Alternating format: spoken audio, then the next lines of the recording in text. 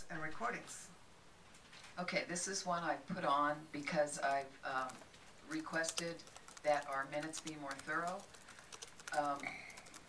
Our minutes have, as I've looked back over time, over board meeting minutes, they've become quite brief, and I brought this up in a couple of board meetings. One of the concerns that I have is when you look into written documentation is usually your historical documentation. The audio does not stay on forever, and we currently, my next agenda item is around televising the board meetings again, so we have better records. But our minutes have simply been reduced to the bare minimum, which is a statement of what the agenda item may say, and then the vote. And then public speakers are simply relegated to just having their name listed and no commentary about that. So as you look back historically over minutes, it's been an interesting progression to where we are now doing bare bones minutes. And I don't find those adequate records. When you look back even a year ago when I first joined the board, they were more comprehensive. The board minutes also don't reflect any sort of discussion whatsoever. So when you look back again, all you see is the agenda item description and then the vote. So I've asked that the best way to address board bylaws when you don't agree is to suggest that they be modified. So what I've brought forward is Board Bylaw 9324, and I'm suggesting that the minutes, I've added the pieces that I'm suggesting that we modify, and I would expect this would come back April 23rd. The pieces that I've asked that we modify, I've added in and underlined those sections. So I was asking that the minutes of each meeting shall include an accurate account of individual board member or staff comments made during discussion of information and or action agenda items and motions, so that we get a little bit more comprehensive picture of what the discussion actually was.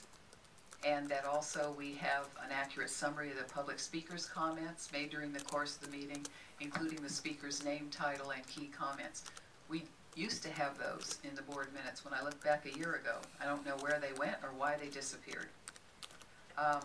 I'm asking that in the interest of accuracy and context, any board member, staff, or member of the public may submit a written copy of their statements or discussion points, which shall be included as an addendum to the board minutes.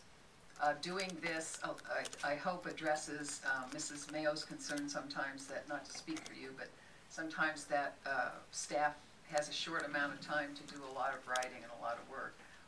By allowing people to submit their own statements or discussion points takes that burden off of the backs of staff at some point. I'm also asking that hopefully we get to where we're doing video recordings again, but that we keep our audio recordings for at least 365 days instead of the 30 days that is the minimum requirement in the board bylaw right now. So those are the main changes that I'm requesting, and my hope is that this board supports more comprehensive minutes and the keeping of those minutes for a longer amount of time. So that's what I'm proposing, and presume it will be on as an action item on April 23rd. Board members.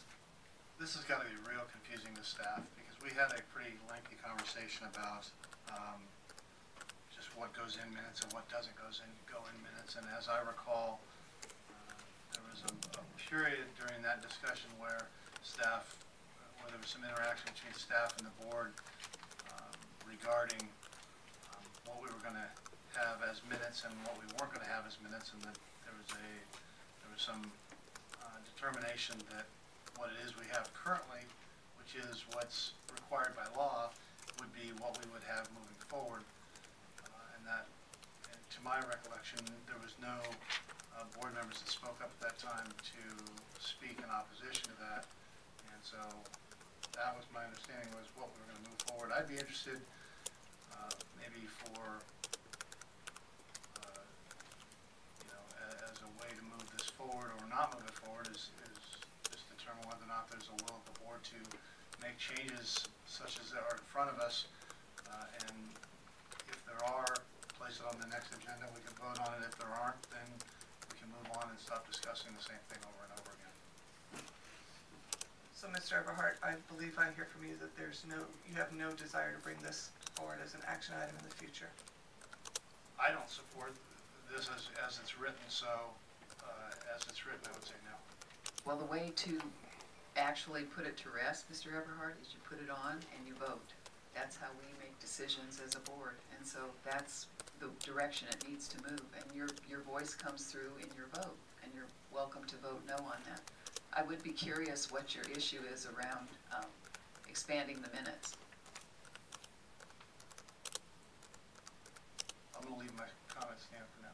Okay. If there's a need to further discuss this, I'd be happy to expand on the comments that I've made, but right now, there's just no need for that. Any other board member have any discussion? My view at this particular time is that there was a concern raised by an individual that minutes were not provided as promptly as expected, and therefore, in order to accommodate the fact that previously minutes were prepared by 2 individuals, and now we're reduced to 1 individual to complete the minutes, that the board agreed that the process of simply the motion and the action would suffice for the time being. The audio recording is available for those who are interested in reviewing it. Yes, we don't always have an audio or something fails, but we are attempting to do the best we can.